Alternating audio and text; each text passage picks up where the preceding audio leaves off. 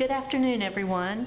I'm Karen Trivett, and I'm head of Special Collections and College Archives at the Fashion Institute of Technology Library here in Manhattan, New York City.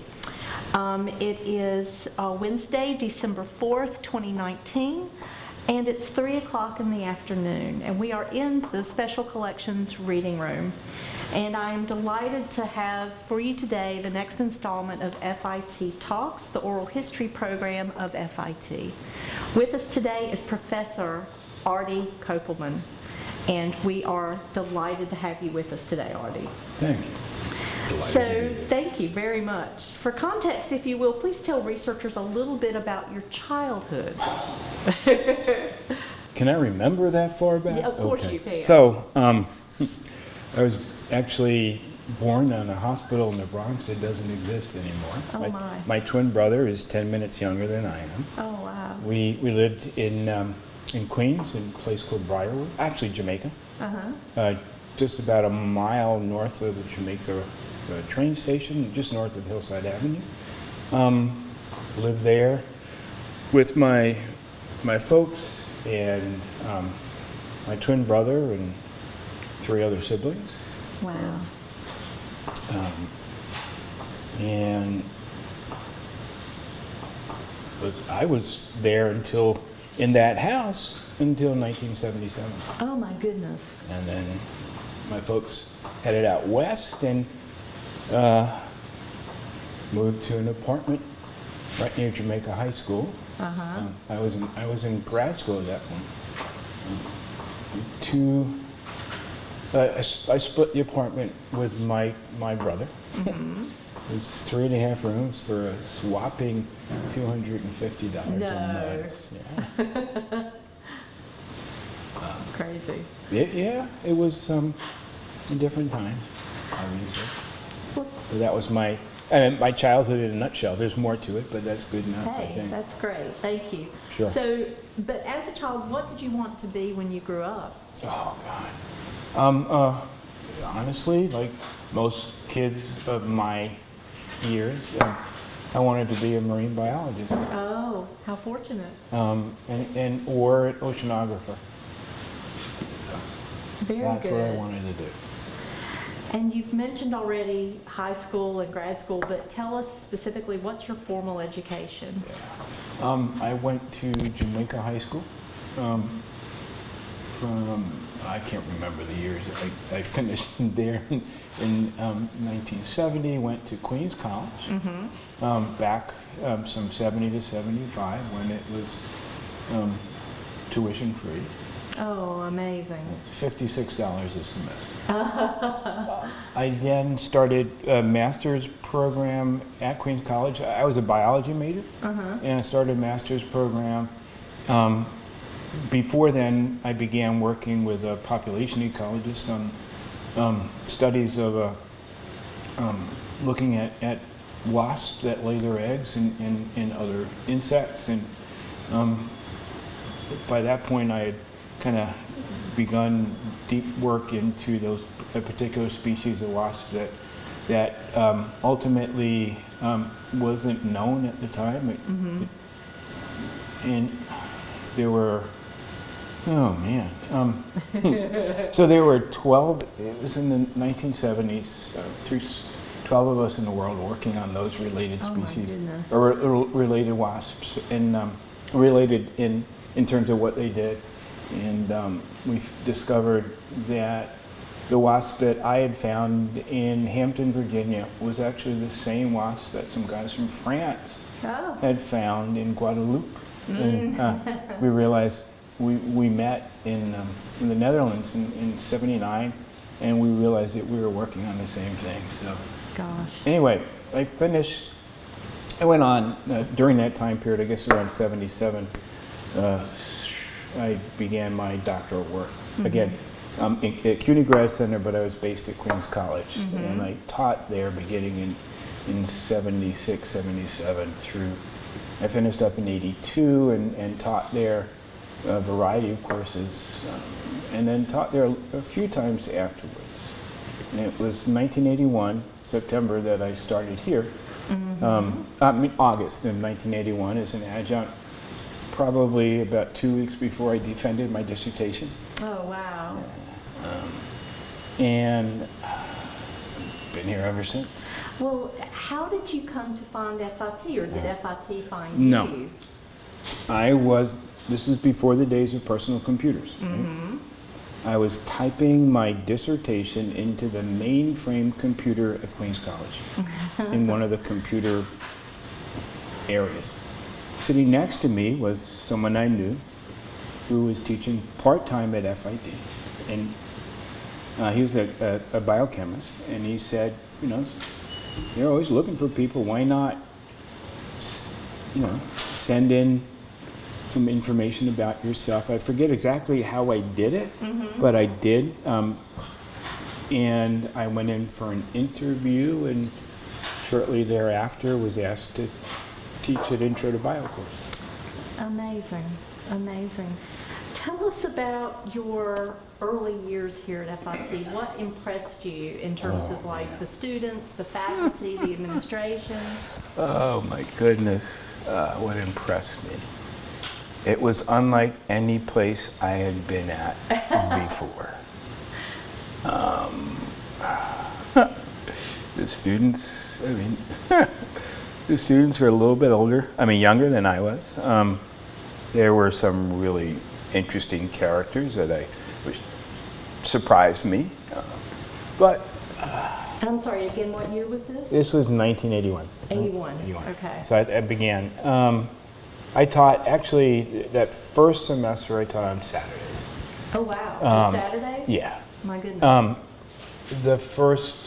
Besides the folks I met when I did the interview, the first folks that I met that day coming in to teach, because I really wasn't sure about where the heck I was going, were guys from maintenance. Oh, really? And they were incredible. One of the guys was still here. Oh. He's one of the senior maintenance people. The other guy retired, but you know, they were more helpful than others, and I understood how important it is. They were, and we just had a good time over decades.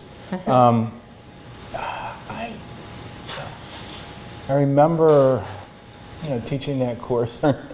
I remember having to print stuff up on mimeograph machines and typing stuff, and this is the old chalk and talk days where you didn't have PowerPoint or anything like that. Right. You actually, dealt with the students on a very different level, I think. But I can't. How's that? That's great. That's okay. That's great. What were your colleagues like in your department in terms of numbers and specialties? So there were, I became full-time in '84 when Bill Leader retired. He was a senior biology faculty. And at that point there were, how many biology besides me? There was full-time biology faculty, 1, 2, 3, 4 others. Wow. At that point, all students in the associate's program had to take 2 sciences. One in the biological sciences, one in the physical sciences, except for some majors that had other requirements. And there was no math requirement way back then. Amazing. So there were lots of science faculty, lots of adjunct faculty, and the person that eventually I took over a whole lot of the kind of field type courses, field bio and ecology. Of course, field bio was taught by Rika Rock, who was still around back then, and I took over because it became more difficult with advancing years to do stuff. She taught a course called Ecology and Evolution or something like that. And I, back in '86, developed a course called Ecology and Environmental Problems that kind of replaced that one, and it's still going. When I first did it, it was a struggle to get one section a year. Oh, wow. There are now, I think, 18, 20 sections a year. No, Yeah. that's amazing. Yeah. It became required by, recommended by lots of departments, and now required by interior design and others. I don't know if you know Grajna Pilatovich. Oh, yes, very well. She was a student of mine in Really? 1992 in ecology, either 92 or 96, and I can never remember. Yeah. I think it was 92 in ecology and environmental problems. Amazing. Yeah. Love it. I met my wife here Oh. in 1987. Really? Yep. This She is was nice. never a student of mine, but we met, and I was the advisor to a student club that it was a student environmental action campaign or something like that, and she was the president, and we kind of became friends, and then years later, after she was done, Very good. things moved on. That's exciting. Uh-huh. You're the second love story we've had in our oral history Mm. taping, so thank you for that. So let's fast forward maybe, I don't know, a decade or so. You've been very active in the faculty senate, on councils. Can you tell us a little bit about that activity? Sure. Can I back up for a little bit? Sure, absolutely. So, back when I began in full-time, Marvin Feldman was the president. Right. In 1984, 86 maybe, he had another iteration of what he's calling the Futures Committee. Oh, okay. These were the junior faculty who were perhaps going to be around by the turn of the century. Right? Yes. So I think I'm the only one still here. Oh, wow. Unless most have retired or moved on. But I guess what I bring it up. Part of what we did was learn about the history of the college Yes. from the folks who lived through it. Wow. So we learned about stuff that I don't think anybody else knows. Oh, my goodness. I can't remember a lot of it. I don't have notes. Oh. But I do remember one thing that stuck with me years and years for years. And this is when Shirley Goodman was talking to us, telling us about the early days of putting the building up. What was there before? Yeah. C building was a brothel. Really? Yes. Oh, my goodness. And then, and yeah. Wow. Yeah, I don't know why that stuck with me, but it has. And Well, it's memorable. yeah, it is very, very much so. She Oh was my was gosh. great Yeah. to hear from. We heard from so many people that she was great. Yeah, tell listeners a little bit about Shirley Goodman, because we have a my whole God. building named after Named her. after her. To be honest with you, she was. I can tell you that at some point she was briefly after Marvin passed away. She was president. Yes. But before that, oh, sorry, That's just I fine. don't remember.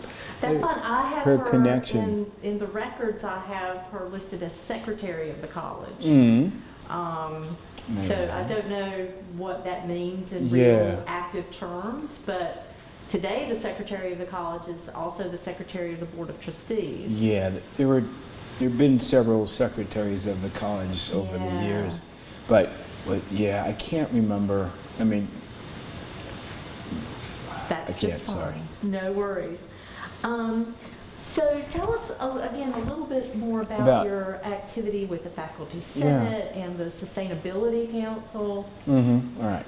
So, yeah, I mean, like other folks, I was interested in doing stuff for the community, for the college, being involved in shared governance. So I was on committees and chaired a few. I chaired Committee on Academic Standards for a while. I chaired, I can't remember. And then back in 1985, in 2005,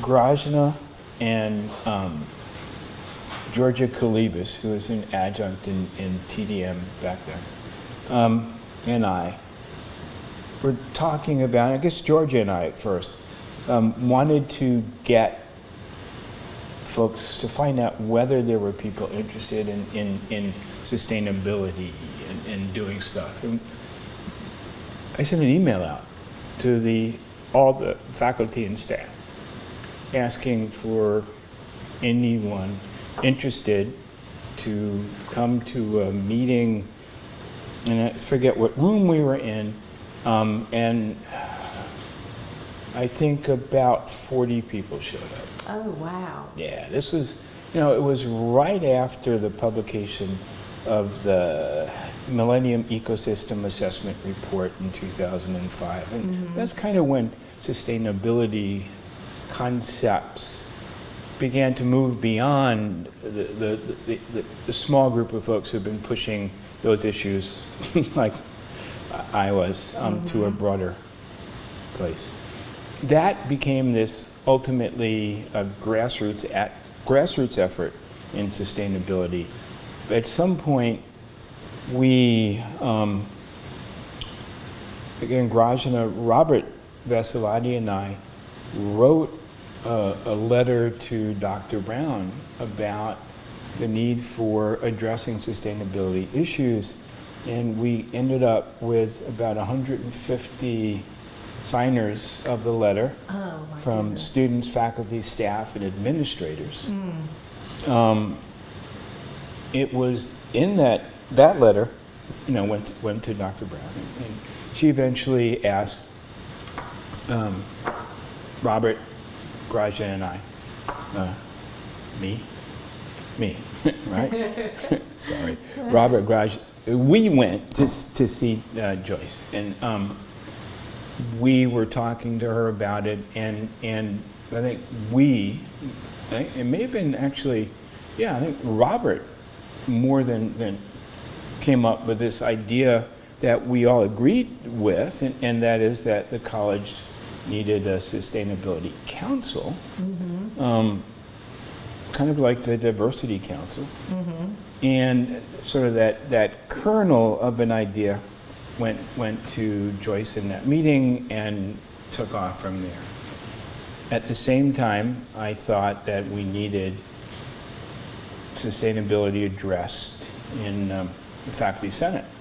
So I wrote to the Faculty Senate and asked for the development of a Faculty Senate ad hoc committee on sustainability, but by that point there were 10 to 15 of us working on stuff. We had been putting together the conference, which was actually started by Georgia Kalibas and Grajna and I. And that was 2007, That was 2007. And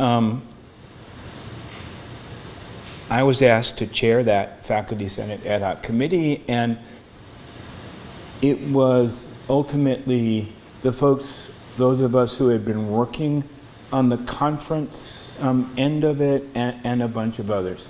So the first, and it's complicated, but the first conference, there were 3 of us involved. And again, Georgia did the most work. I mean, it was an amazing amount of work she put in.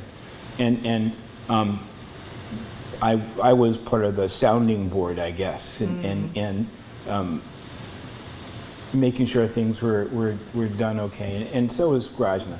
The next year, I think Robert Vasilati got involved. From that point on, other folks got involved, from Larry Langham,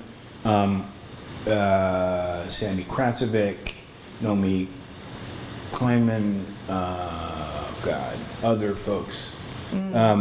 became this working group putting together the next few conferences. And eventually, the conferences, once the President Sustainability Council began functioning, we were all kind of brought into it, and there were a few others added, and the council began kind of taking over the work of the conference, mostly Sandy and Nomi and a few others. Well, and it's so well attended from what I understand. I mean, and it even was coattailed onto the gala, was it not last year? It was. Yeah. Yeah, it's between us. I thought that was a really big mistake. Oh, really? Oh, goodness. Why? Do you mind if I ask why? Because for me, it almost became this too closely associated with fundraising and other stuff. So it just didn't. I couldn't make it to most of the stuff anyway. But I just the whole idea just seemed problematic, and we'd always from the first time. It said no sponsors, no corporate sponsors, none of that stuff, because it affected what was going on. Right. And what I saw as that newer version of the conference did that, and it just bugged me. So That's fun. yeah, I know. Yeah. So I know you align yourself with the sustainability effort closely, but what other committees with the Faculty Senate have you been particularly active in?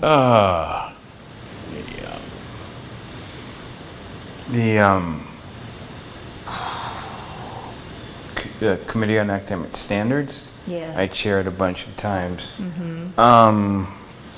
Was on the Curriculum Committee a few times way back. And then I chaired the first couple of years, or maybe the first year, of the Standing Sustainability Committee. Oh, very good. Yes, because Yeah. I was on that committee with you for a while. So that And was awesome. I've done some others, Yeah. but there were committees that were not, didn't take a lot of, Sabbaticals Committee I was on, Oh, yes. and the Committee to Evaluate Administrative Personnel. Very good. Very active. What would you say are some of the most positive changes you've seen at FIT over the years? Because you've been with us 38 years. That's 38 and a half. and a half. Yeah. I was just talking to my students today about when there used to be cigarette ashtrays outside of every classroom. So I was also involved in the Safety and Health Committees of the college. Oh, right. I took over from Rika Rock as the chair for the Union Safety and Health Committee. I co-chaired the college-wide Safety and Health Committee way back somewhere in the late 80s, early 90s. So I think the movement towards a safer and healthier environment, I just put a bunch of my stuff in the recycling container from those committees, including issues about the library and the air quality, and way back before this push, and it was really a push on the part of the union, and those of us who were interested. There were all kinds of toxins being used, and stuff wasn't being stored properly, and all kinds of issues. So in many ways, things are better. We attempted to make an assessment of the state of the health of the faculty, and it didn't work out. Too many confounding stuff. But so better, I think, the shift towards the use of computers. Yes. I mean, I remember being here, again, before the days of any computers on campus, and being one of the first people to have a computer. One of the first one of the first people to use PowerPoint, but without a digital projector, we had overhead projectors. You had to print the stuff on cellulose acetate sheets, Oh my goodness. or just use slides. Yes. The ubiquity of, I mean, the changes in technology and the ubiquity of the use of computers and the availability of computers for everyone in classrooms. I remember when there were only a few classrooms where you could do a projector, Right. and the availability of labs. I mean, in that pile of stuff are, I don't know if I kept it in there or not, but there were questions that I had sent out to campuses across SUNY asking about their academic computing systems and also asking about fees for student use, and Right. and this was back in the early 90s when there were very few places that were going in that direction. But Right. Just looking in that folder, I saw the date of 1993. 1993 I when mean, that's early So- adopter. right, there were a few of us that wrote to the head of the computing stuff asked me to write to ask for those of us using this thing called BitNet/Internet for dial-up modems for access. Later, I found a list of all 107 of us that were given BitNet addresses. Oh my goodness. Yeah. Now, there's some legend of, not necessarily a mainframe, but Uh, some large computing machine in the C building, the Feldman building. I was asked recently if I had any historical photographs of that. Yeah, I mean, it was, there was a whole computing area Right. in there. I don't know. I wish I mean, had there were a picture. offices in there, and I knew people in there, but I never saw that. Yeah. And most of those folks are gone. Oh, sure. So, besides the positive changes you've seen, I've also seen, yeah. at least positive still, I Sure, think, sure. you know, student, early on were, many of them had blinders on. They were laser focused on career or learning stuff without any perception of the rest of the world. I saw over time more students having a broader perspective, thinking about broader issues. I saw the quality of students go up. But I'm seeing, once again, this, for some, a narrowing of perspective, and I'm not sure. I mean, when I ask my students, it's talking about these ice crystal clouds in the stratosphere over the Antarctic, and I show them a picture of these clouds, and it says over Sweden. And I ask them, is that the Arctic or the Antarctic? And no clue, Really really. scary. Where is Greenland? Oh, please. And just show them a map. I Yeah. mean, some do, Yeah, but so yeah. many are just clueless. Understood. Yeah, it's sad.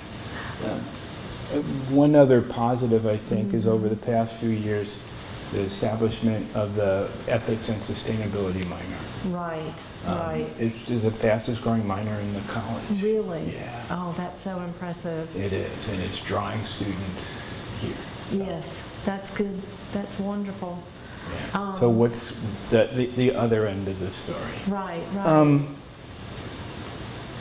I think, well, the apathy that used to be there in terms of student is diminished, but not diminished enough, I think. Again, there are some, maybe it's the courses that I teach where I have to move them and sort of get them involved. But there are still a whole bunch who don't care as much as I would like them to. Sure. But that's my job, is to Yes. change them. And I think that the difficulty today for students in terms of the cost and having to work and take classes and sometimes work tremendous crazy hours Yes.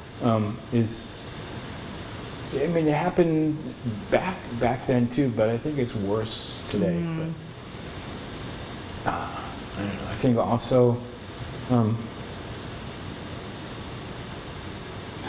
there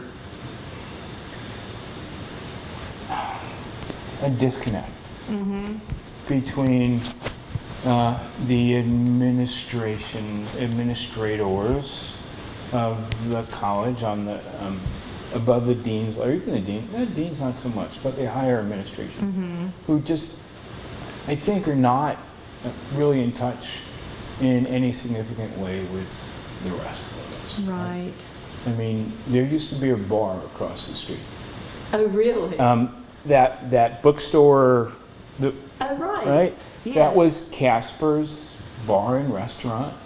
Incredible good food and incredibly good drinks. And a whole lot of folks would be there, including, in many cases, Marvin Feldman would come by. And I mean, it was this place where folks would meet and talk. And even that, there was a greater sense of connectedness and family. The faculty cafeteria. We used to have tons of people out there. Yeah. And now it's it's just a handful, Yes. which is, I mean, it was also a meeting place. So folks just don't, I don't know, the sense of connectedness is missing. Okay. I mean, on one hand, this place used to be a little bit like a mom and pop place, and it outgrew that, but it's turned into a much more corporate, not that I've ever been in a corporate system, but it seems to be a much more corporate-like approach to things. Right. And just not conducive to doing what we need to do. What do you think are some remedies to that situation? I don't know. Yeah, it's tough. Remedies would be getting the breaking down those barriers. What can I say? Just get out there and walk amongst, come down and meet with folks and see them beyond a limited amount of time. Sure. I mean, we used to have even various presidents would come, they'd walk the halls, they'd go into classrooms, they'd sit in, there's some vice presidents in the past, when they could, would teach courses. Oh, wow. Yeah, I mean, the academic VPs, for the most part, came from faculty, and they would do it for a while and then go back to it. And that was a connection, and just being out there to see the reality of what's going on would be helpful. So what other opportunities do you see FIT facing at this point? Opportunities that Whether it be curricular or cultural? Opportunities, I don't know. I mean, there are tremendous opportunities out there to push the envelope in terms of sustainability, in terms of research. It's the one thing that, at least in the sciences, there are other folks in the sciences who are doing some really amazing work in cross-disciplinary work. Way back when my research was done, with either I had at least once, I was the first member of the faculty to get release time to do research back in '92 from what was the Teaching Institute. I got a 2 hours or 3 hours, maybe 1.5 hours release time. I can't remember, but I was doing whale research, and then later on, I think opportunities would be to provide more support for research. I think the sad thing is that today the promotion process requires faculty to have done all this kind of stuff, publications and research, and without support, right? I mean, Hard. there, at one point, there were just a couple of us doing research, and we do it on our own time. I still do it on my own time. Yes. Soon to be full-time on Yes, my own sir. time. But, getting sabbaticals always helps. But it would be nice to be able to do that and to support that. And you kind of have some mechanism where folks can share what they're doing on a regular basis. Right. And it's not. I mean, I remember back when I was finishing up grad school, I went for a meeting and those 12 of us in the world met in the University of Leiden in the Netherlands, in the Department of Ecology and Evolution or something. And every day, the entire department, all the faculty, and I guess, I don't think it was students, would meet and have tea Oh, yeah. every day. Wow.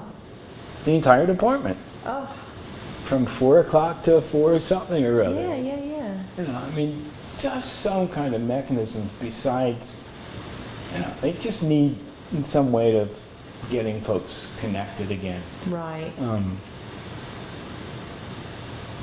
Yeah. Well, you mentioned your research. I'd like you to tell listeners and viewers a little Sure. bit about your personal research. Sure. Well, I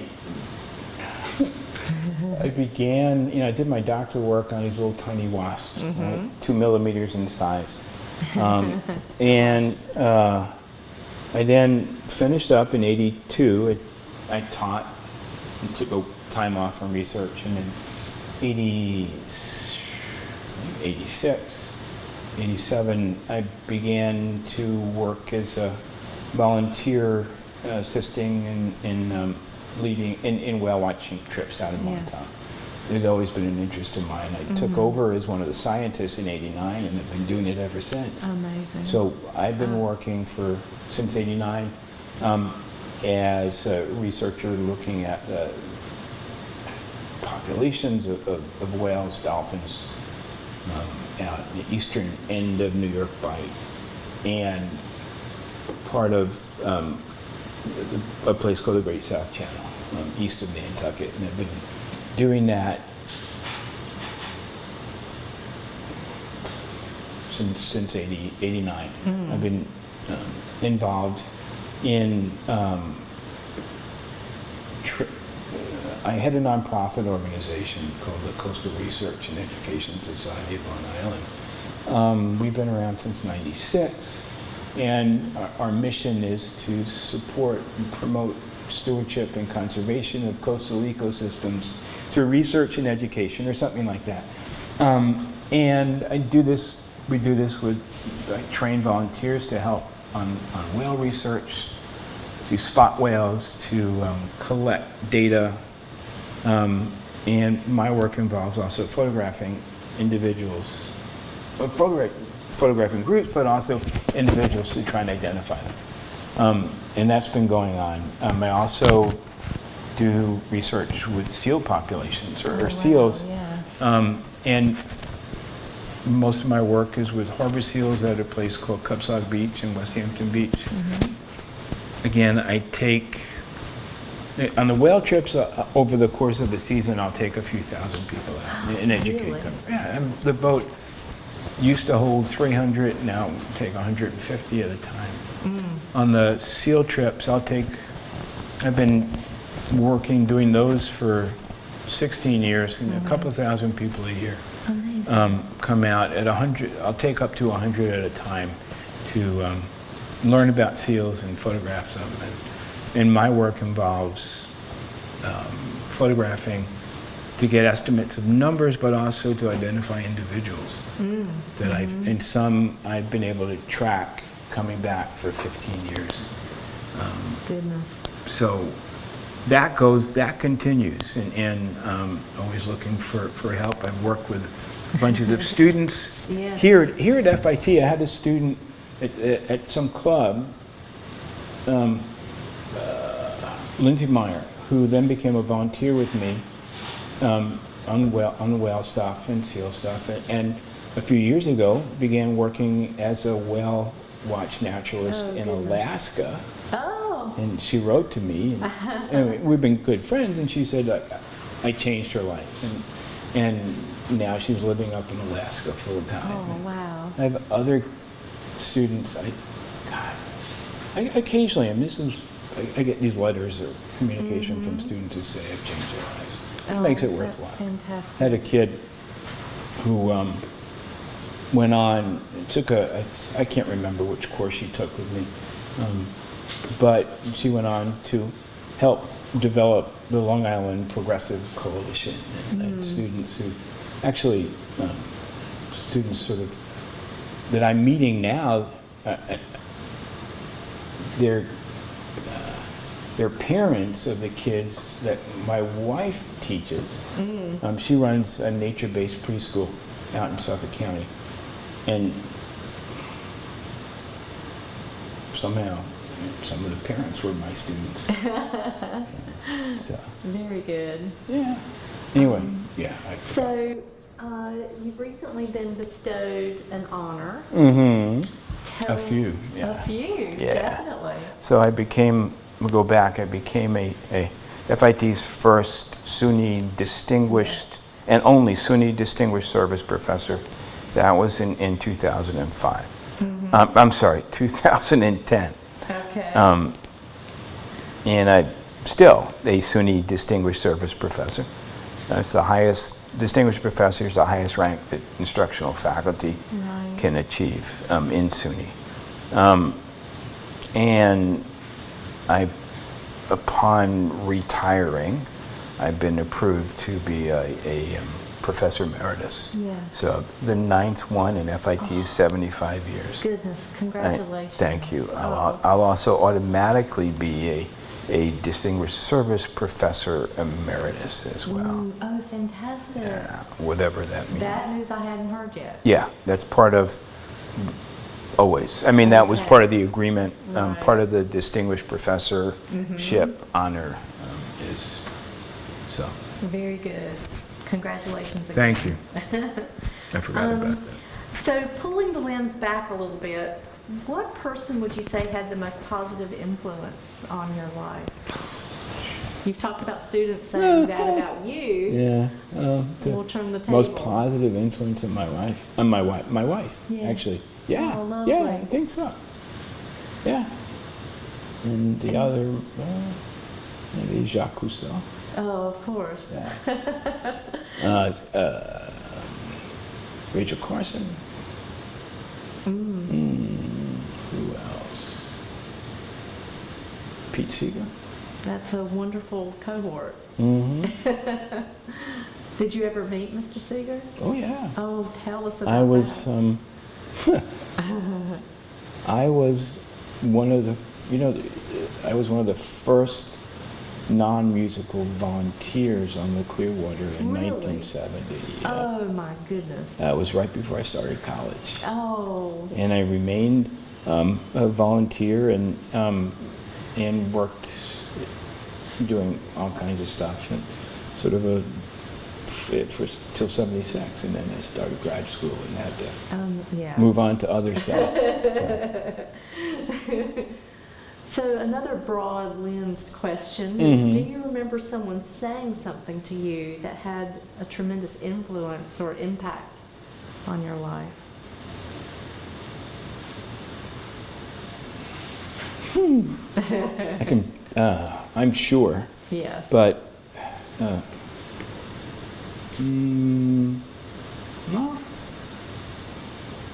Immediately coming to mind. Okay. Sorry. That's just fine. Mm-hmm. And as a librarian, I tend to ask interviewees what book has had a most positive influence on your life. Okay. There are a bunch. Yeah. I think positive, or at least directing me. Yeah. Rachel Carson, To See Around Us, Silent Spring.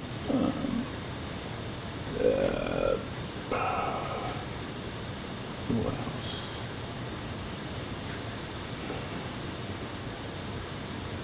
More. Have you read An Inconvenient Truth? No, Okay. I haven't. Just curious. I think more recently, some of the work of my colleague Carl Safina, his Song for the Blue Ocean, his View from Lazy Point, Waters in Flames, I think was the one, and then his most recent one. The most recent one is what animals, without words, what animals think and feel. Cool. Who else? That's a nice Yeah, library. that's a nice. I'm sure there are others, but that's a I'm nice. sure. So what are your future plans now that you're looking at retirement?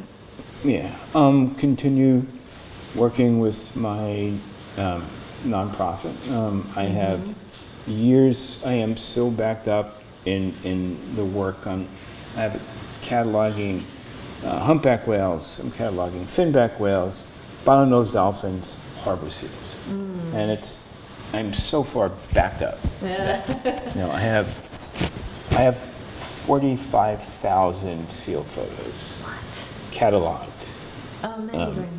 38,000 whale dolphin photos cataloged, and it's time to go sort of dive back in and start teasing out some of the stuff that I need to work on. Yeah. So it'll keep Sounds me like you've got some. a week or two. Yeah, exactly. And got a few papers sort of. I've actually doing more in terms of writing papers and working on papers and publications the past couple of years than I have in all the years I've been here. So. Wow. That's awesome. Well, you Yeah. had time for ideas to gel, I would think. Yeah. What would you like for people to remember about you, Artie? That I made a difference. Yes. Yeah. That I And mean. you have. That's it, you know. But I'm not, I'm sort of the antithesis of much of the role models here, I think, in some You're ways. right. That you can make, you know, that you have to, no matter what, do what you want to do. And even if it takes a long time, you will make a difference. And keep working at it. So Yeah. that's what I want people to take. That's what I tell my students. Although they need to do it more quickly because we're in deep doo-doo. Yeah. Yeah, So what questions did I not ask that you wish I had? I don't know. I like to tease out as much as I can. Yeah, I'm not really sure.